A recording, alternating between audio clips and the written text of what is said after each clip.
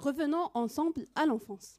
Et plus précisément, quand on vous demande quel est votre métier de rêve quand vous grandirez, rappelez-vous, médecin, journaliste, joueur de foot ou même astronaute. Chacun de vous choisit un métier. Mais en vous basant sur quoi?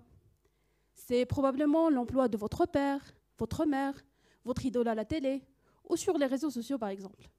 Bref, chacun choisit un métier, soit qui le motive, soit qui est proche à sa personnalité. Et maintenant, si on revient au temps présent, et plus précisément cette fois-ci à vos entretiens d'embauche. Alors, Madame Dupont, on a été intéressé par votre profil. Maintenant, nous aimerions connaître vos motivations pour le poste et votre personnalité aussi.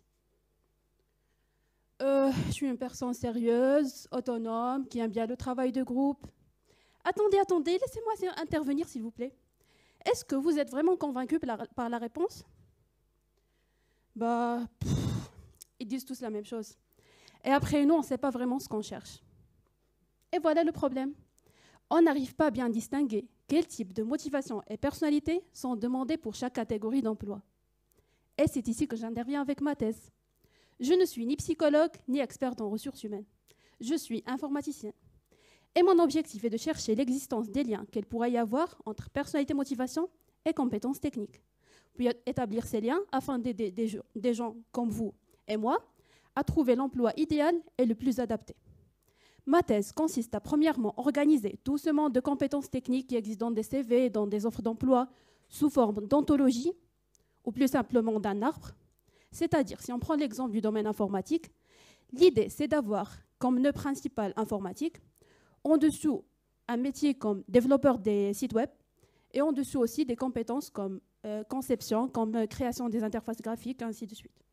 Après, par exemple, devant le nœud développeur, on trouvera un autre nœud pour le métier ingénieur réseau, et en dessus des compétences comme cybersécurité, et ainsi de suite.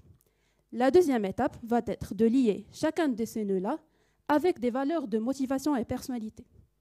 Et tout cela à l'aide de l'intelligence artificielle.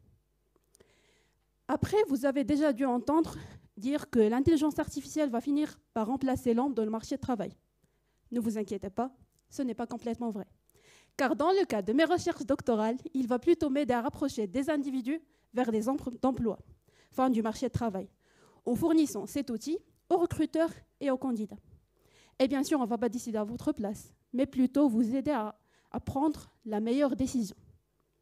Et maintenant, si je vous repose la question, quel métier voulez-vous exercer dans le futur proche? Grâce à ma thèse, vous allez sûrement pouvoir me répondre en étant sûr de votre choix cette fois-ci.